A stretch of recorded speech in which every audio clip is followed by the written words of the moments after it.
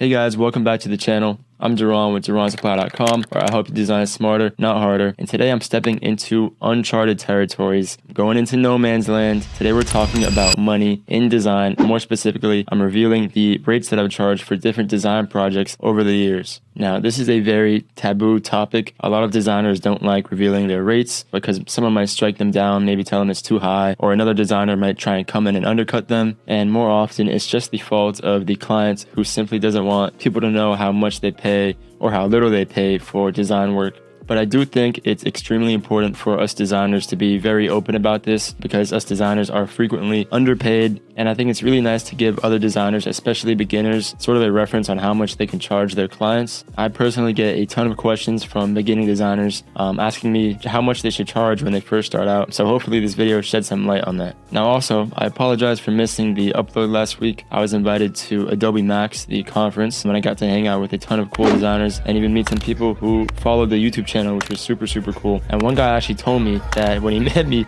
that I look a lot shorter on video than I am in person. Guys, what the am I recording wrong or something? I'm fucking can't even see me right now, but I promise I'm over 6 feet. I'm fucking around, but yeah, that was a super cool experience. Thank you to everyone I met and everyone I saw that, watches my YouTube channel and said something to me. That was really cool to see that and actually meet people who I've taught something to. So yeah, super exciting. Now, back to the topic at hand. What you're gonna see in this video is a pretty stark difference from what I charged when I first started out until now, what I charge now for design projects. And that's for many reasons. One of them being inflation, which is half a joke, but also I just didn't quite know what my work was worth back then and I was really insecure of it. So I tried to price myself in a way where the client just couldn't say no. It was such a good deal. So I really kind of undervalued myself back then. I'm sure that's a pretty universal thing for designers. But I also feel like my quality and efficiency of work has gone up over time and I'm more confident in my work and my abilities now. So obviously that's a great reason for raising my rates. No matter how insecure I am of it, no matter how many times I kind of have that internal struggle when I'm talking to a client, I don't want to say something too high because then I'm not going to get the project. Now, there are a ton of things that go into pricing, but I'll get into that a little bit later in the video. So what I'm going to do is pick apart 1 or 2 designs from each year that I've been freelancing, starting way back in 2020 until now. And I'm going to reveal my rates for that design project and kind of explain a little bit my thought process behind it. Before I do that though, really quick, if you get value from this kind of content, I post videos like this every week. So hit that subscribe button, hit that notification bell, and if you like the video, hit the like button. Yeah, let's get started. So here we are, 2020. Just pretend we're way back in 2020. The midst of a global crisis, and what do? I make the worst mistake of my life, graphic design. I'm just kidding, guys. I love graphic design. I was designing actually for a while before 2020, but that year is kind of when I really jumped ball on the whole freelancing thing.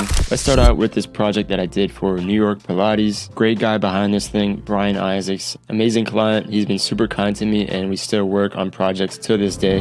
Most of the designs that I did for him actually didn't pan out or didn't go to print, but I still think this was some of my best work that year, so I really want to showcase it, and I think it's a good reference of how much I charged at this time. So I did a couple of designs for him back then, namely these obviously Pilates focused designs for New York Pilates. And I really like these. We kind of went for a few different styles here. You can see we kind of did this rock and roll style graphic, this cybernetic or retro futuristic style, also this punk magazine style, and then I don't know what this would be, but clearly some sort of grungy style. So pretty diverse body of work that I did with him. Still some of my favorite stuff. I really love these designs, but I was pretty shocked when I went back and looked at what I charged for these, because even now I'd come up with some similar ideas and some similar visuals for this kind of project, and I'd charge way more. So that just goes to show you kind of how sick and twisted the roller coaster is with this kind of stuff. So for this project, I charged a whopping $150 USD per design. So that's 150 times however many designs I did for him. But yeah, 150 per design. You might think that's low. It's pretty low. You might think that's high even considering maybe what you charge. So obviously there's some relativity going on here, but for me at the time, that seemed just right. Me now, not so much, but at the time I was kind of just getting my jump and I was a freshman in college. Needed some money, so was happy to do this for 150 each. I thought I was getting sort of a deal here. this was actually when I first started sort of really getting into freelancing. So being able to make pretty much any money from design was a blessing to me. So I was happy with this at the time. So yeah, we're clocking 2020 in at 150 per design for this project at least. I will say my taste and my skill have most definitely improved since then. And what took me 4 hours back then might take me maybe an hour now. So I'm much more efficient, I'd say. And maybe I'd make some better compositional choices as well. But 150 was the price that I started out at. I simply didn't know any better, and I was kind of unconfident in my work at the time. So that seemed fine to me. And I also just didn't have much of a reference of what I should charge. I didn't have a video like this to go look at, or I didn't have many people to ask how much they charge for design just to get a frame of reference. I want to add, it's not the client's fault at all. Of course, Brian is a great guy and he's been very receptive to my change in rates over the years. But yeah, I simply just didn't have the confidence to charge that much for this project, and I'll speak on that more later in the video. Also, look just how much fucking work I did in 2020, bro. Wow, holy shit. You'll see as I go through the years that this kind of halves and then halves and then halves. For obvious reasons, I've raised my rates. So obviously I could take on less projects and make a similar amount of money when I had lower rates, and I took on a shit ton of projects and made the same amount of money as I do now. Now quickly consider this. There's about 70 projects or 70 folders in that client's folder. So about 70 projects. Now I charge probably sub $200 for all those projects. Now I could double my rates and take on half the amount of projects, and I'll make the same amount of money. So obviously super simple concept, and I'm sure everyone knows that, but it's definitely something you want to keep in the back of your head. Because I know when I was doing all these projects, I know I knew that concept, but it obviously didn't come to fruition. I took on, 70, maybe even more projects that year. I was very busy. Obviously, I loved it and I love designing, but I could take on, half that amount of projects and have a lot more time for other things in my life, and I'll make the same amount of money. So it's just a balance that you have to strike. And you'll see that I eventually started leaning into taking on less projects and charging more money as we go throughout the years. And of course, as you up your skill set and up your efficiency and your experience, of course, raising your rates and taking on less projects is just the obvious route to go. That is just the route that I am urging you to take. Let's check out this design I did for Crash Vancouver. I worked with the owner of the brand, Ryan, on this. Super cool guy, very receptive to my rates. He didn't budge at all, which typically I try to, stray away from. If a client consistently budges your rates that you give them, I kind of don't want to work with them. This guy didn't budge once. This design we did $200, so $50 up from my previous design. So we're getting there. Not really, but $50 back then was a good jump for me. So I was happy to do this design for him for $200. Again, great guy, really fun design to do. Still relatively low in price in retrospect, but like I said, I really didn't know any better and wasn't too confident in my work at the time. But yeah, really happy with this design, how it turned out. I still have the t-shirt for it. And I'm not mad at all at what I used to charge for these projects, because I took on so many of them and I learned so much, and that eventually gave me the confidence to be able to charge more, and not only just charge more, but increase my skill set and charge more because of that as well. I really don't regret ever charging too low, or I do regret that sometimes, but I don't regret it way back when, in 2020, for example, when I would consistently do projects for sub 200, sub 300, because it gave me a lot of experience and gave me just what I needed actually to grow and learn and gain confidence in my craft, which eventually led to me, of course, raising my rates down the line. All right, now let's move on to 2021. This was a great year for me. I took on quite a bit of projects, some bigger names in here. I loved all these projects and I learned so much. But back to what I said earlier, I mean, you could see this is around maybe half the projects. Let's actually check right here. Yeah, 33 folders in here, so it's around half the projects that I took on, a little less actually, but I earned probably a similar or maybe even higher amount of money, because long story short, I raised my rates. Look at this project I did for 8th Wonder. I love these designs still, and Sal, the owner of the brand, is a great guy. I've worked with him since the beginning of time, and I actually got to do a collaborative clothing drop with him not too long ago, which is super cool. So for these projects, I really honed in on some of my most sought after techniques in Photoshop and in design. I also think I developed a lot in terms of figuring out a composition, and I really thought it was time that my prices reflected that. Of course, that came with an internal struggle, but eventually I just had to bite the bullet there. Well, not really bite the bullet, because I'm getting more money, but it's a tough thing to bring yourself to do when you're kind of low in confidence on your artwork as a freelance designer. So yeah, I raised my rates for this one. For each design we did 450 USD per design, which also seems to be quite the jump from 2020. But remember, this kind of happened gradually over a number of projects. I felt like that was a pretty decent price for these, and I really don't regret it at all. Good stuff. I really love doing these designs, and 450 at the time was a solid price for me. So I'm not mad at it. And of course, like I said, doing these projects, which I probably couldn't have done or gotten the opportunity to have done if I had charged, say, way higher, I learned a lot from them. And not only in terms of experience with clients, but also in terms of just design and Photoshop and learning different techniques and honing in on them. I learned a lot from them, so I don't regret taking on these projects for a price that now relatively seems low, because of course I got to learn from them and it was a great experience. So these two, 450 USD per design. Now take a look at this design. Whoa, this is one of my favorite designs maybe ever. I had a super fun time working on this project. This was when I worked with Puffco, and man, Puffco was just a great, absolute dream client, really. And let me tell you what. So when I got their email, it was a little bit of a different structure than how I usually work. So they wanted me to sketch out, I took that as sketching out on paper, which I don't know if they meant on paper, but they wanted me to sketch out a few concepts for the design, and then from there they'd pick one, and we move from there. So I brought out my pencil and my paper, and I did just that, sketch out 3 different concepts. One of them was this kind of cyborg Puffco. I don't know if you know Puffco, but they sell like electric bongs, really. So this is one of their products called the Puffco Peak, I believe, probably their best selling product. So they wanted me to use that in the design and kind of make it like a cyborg. It was a really cool concept, actually. They wanted it to be like sort of an alien life form touching down on Earth, but sort of not in a menacing manner, more in a friendly manner. So I try to communicate that through the colors, but that's a whole different story. So yeah, we figured out the whole concept. I was going to hit them with the classic $450 as my rate. That was my standard rate at the time. But before I could even mention that, they said they'll do $1,000. Shit, okay. And let me tell you what a confidence booster that was. $1,000.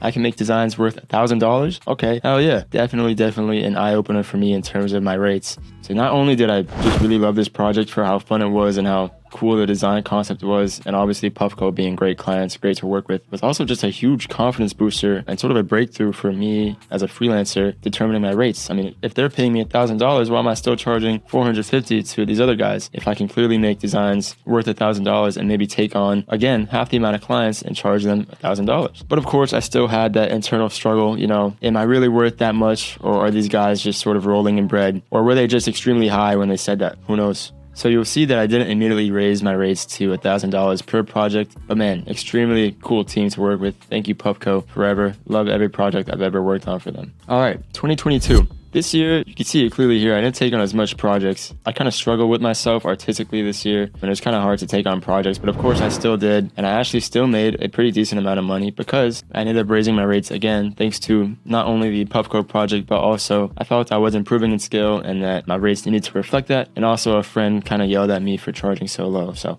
I had to raise my rates. All right, let's look at this design that I did for Hard Jewelry. Will, the guy behind the brand, absolutely love him. He's really one of the nicest clients, the best clients that I've ever had. He's always respected me and my rates, and he actually firmly demands that I don't budge on my rates. So really cool guy. He sends me stuff from their drops all the time, so I always got to rep the Hard Jewelry. Love that guy. So this is one of my favorite projects of all time, actually, and this is maybe one of my favorite designs, top 3 favorite designs I've ever done. For this project, I charged $650. At this point in time, my rates were kind of fluctuating between $650 and $750, and they remained that way for quite some time. But like I said, Will was a great guy, and I was doing a ton of work for him at the time. So $650 was kind of the sweet spot where he could afford all the work that we were doing, while I also fairly get paid. So that was a great deal for me. We did maybe like 5, 6, 7 designs. I don't know. We did a ton of designs. So $650 times 5, 6, 7, whatever that was, great deal for me. Really happy with that rate. Extremely happy with the project. I always love working with Will because he pushes me to be more creative and just try shit that I haven't even thought of. Just a few months ago, actually, I was working on some more stuff for him for their 5-year anniversary, and I kind of picked up photography in this time, and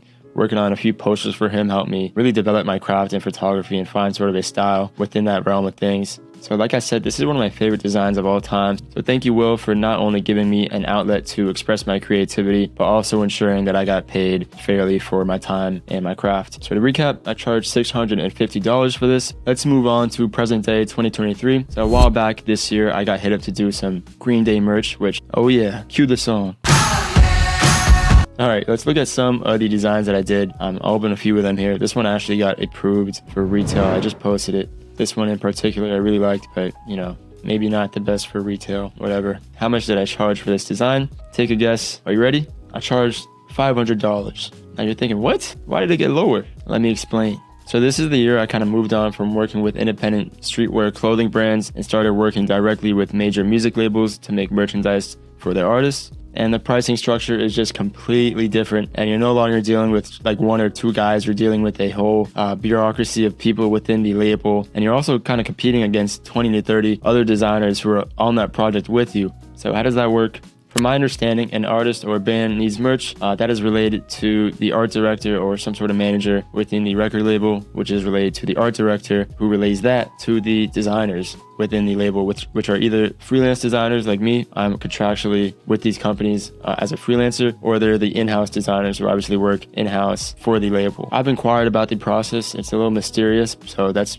what I got from it. I don't know if that's really what goes down, but from the outside in, that's what it looks like. So since I'm one of the freelancers for these labels, I just get an email about the project. So for Green Day, obviously, I got an email telling me Green Day needs some merch concepts for retail. And usually they want anywhere from 3 to 10 designs from you, and all of those designs that you submit, you are simply just submitting them. So there's no guarantee that it will actually be used and approved by the band or the manager of the band for use on tour or retail or whatever. So unlike streetwear and such, which if you ever worked with like a clothing brand or a streetwear brand, independent brand, it's pretty much just you work with one or two guys, they relay to you a brief, and you work on one or two designs for the brand or however amount of designs, and you get paid for that design as if it was, the final design that they're going to print. So you tweak that design over time, you get it just right. So it works a little bit different in the music industry. These guys want you to submit pretty much many designs, and if you're lucky enough, those designs will be put into a presentation, or some of your designs will be put into a presentation to show the artist or the manager of the band or the artist, whatever. Then if you're extra lucky, they approve one of your designs to be printed and sold. Now here's what happens. No matter if your design gets approved or not, you'll be paid solely for your submission of that design. Now if your art does get approved, you can also charge an extra approval fee on top of that submission fee, which is typically just the same amount as the submission fees. So for example, I actually got paid $1,000 for this Green Day design because it got approved. So my submission rate for this design was $500. I submitted it, got paid $500, and then since it got approved for retail, I can charge my approval fee, which is an extra $500. So in total for this one design, $1,000. So quite a different pricing structure, for better or for worse. I kind of like it because typically I'm submitting a lot of designs, so I get paid 500 times however many designs I submit, and if a few get approved, then I pretty much get to charge double of that, which is $1,000 per design. Obviously I don't get all my work approved. I barely get any approved, actually. It's a very slim rate of approval, goes through the grinder, but I still don't really mind that pricing structure. It works for me, and I do get to work on some pretty cool projects that not only look good on my resume, but obviously I love bands such as Green Day and other bands that I get to work with, like the Eagles, Metallica, things like that. So pretty good deal for me. I'll take it. Now you might be wondering why I don't just charge my standard rate for things beyond music merchandise. For example, I charge now anywhere from $850 to $1,000, maybe even more, depending on the project, for other designs not in the music industry. So like streetwear designs, posters, things like that. So why don't I just charge the music people $1,000 per submission? That's because the labels typically are kind of strict with their prices. It's sort of a whole thing within the community that the designers don't get really much leg room with their prices. I also have sort of an easier time with these designs because it's sort of less creative mental labor for me, because the compositions are usually simpler. That's usually what they want at the end of the day, is something a little more dumbed down than, say, like a extravagant streetwear design. So I really don't mind charging that rate, and I'm already sort of pushing it with the $500 per submission and $500 for approval. I believe the typical standard rate within the industry is anywhere from $150 per submission, and then that same rate on top again for approvals. So that's just an unfortunate way in which the labels work. Of course, I'm glad and I'm lucky that I even get to charge what I charge them, but I really hope in the future of merchandise design that all of the artists get, paid appropriately for their time and their craft, and we all get a good bite to eat, So to recap, I started out in 2020 charging anywhere from $150 to $200 for my work. Come all the way to 2023, where I now charge anywhere from $850 to $1,000, maybe even more than that sometimes, for my work, with the exception of the music label pricing structure, which is where things get a little weird. Clearly, I've gotten more confident and more proficient with my work over the years, which has allowed me to charge more and more. And that's just part of freelancing, is getting comfortable with your work, your style, and your workflow, enough so that you can gauge pretty accurately where to price yourself. Now, while you're here, I want to mention a few things that you should consider when you're pricing yourself as an artist, but this is just going to be a quick run through because I plan to make a whole entirely separate video on this, on how to price yourself as a creative and as a freelancer. So number one, and most importantly in my book, how much value are you creating for the client? If I make a merchandise design that the client is going to make a $5,000 profit on for selling that t-shirt, I want to think in terms of how much of that portion of money do I deserve as the maker of that design. $5,000 is quite the amount of money. I might want a 20 to 30% cut on that because after all, I made the design. So obviously you don't have access to your client's financials, but just keep in mind how big they are as a brand and things like that, so you can consider how much money they might be making and how much value you're creating for them off of your design. It might not even be a money thing. It might just be that your design gets them a whole lot of publicity, and that also counts as value that you created for them. Number two, where are you in your career and how skilled are you relative to your peers in the same industry or niche? So super simple concept. I mean, when I started out, I knew that I couldn't charge what some of my peers were charging simply because I knew that, they were more skilled than I was. And if I don't have that skill, I can't charge that much. So unless I'm bringing some other sort of value to the table besides skill, then that's just something I have to consider is where's my place, on the ladder. And by skill, I don't just mean hard skills like how good you are at Photoshop or Illustrator. I also mean soft skills like how well can you communicate with your clients? How efficiently can you organize the project? How well do you understand and comprehend what the client wants? How well do you understand their brief, etc.? All right, number three, cost of time and labor. Now, I've always done flat rates because it's worked best for me and my structure and my kind of niche. So that's pretty much exclusively what I'm touching on here. But hourly rates are something you definitely want to consider. Even if you're doing flat rates, you definitely want to consider, how much time you're putting into a project on an hourly basis per se. If say you work an average of 5 hours total on a project, you might want to get paid a minimum of $50 an hour for your time. So you take that hourly rate, 50 times 5, the amount of hours, and the result you get from that would be your minimum pay that you want. And on top of that rate, you can add on other considerations like maybe the percentage of the amount of value that you're creating for the customer, which I just touched on earlier. Or maybe there's a materials cost if you went out and bought some stuff, scribbled on some paper, whatever, for the project. And from there, you can kind of get more of an idea of what your final rate might be. I also charge more when I have less time on my hands. Time is money, guys, you know that. So if I have a lot of projects or it's just a busy week for me and someone reaches out to me with another project, to make that project worth my time, I might have to charge double what I normally charge. Finally, number four, industry constraints. And this one sucks. You can't always charge what you want to charge simply because of industry constraints. I wish I could tell merch companies or other clients that I want, $2,000 per design on a project. If it was really up to me, that's what I would charge. But in that industry, it's a little high of a price. So they might just go find another designer more often than not, and then you're out of work. So 100% you will want to consider what the typical budget is within the niche that you're working in. I recommend talking to designers in a similar niche, or maybe just even asking the client what their budget is to get a good idea of what you can charge. I'll be honest, guys, sometimes I've had to turn down an extremely good client opportunity simply because, they're not paying me well for my time and my craft, and I know that they won't go over budget. And also sometimes I take on work for an absolutely heinous price that I would never take on work for simply because, it's a cool client to have on my resume, or maybe it's a band that I really want to work with. So those are all things you want to consider when talking about price as a freelancer. All right, guys, that's all I've got for you for today. I really hope you enjoyed this one. And more importantly, I hope you learned something and you got some value out of this video. If you did, make sure you hit that subscribe button and that like button and turn on the notifications bell to see my videos like this, which I post every week to help you become a better designer. Love y'all. See y'all soon. Peace.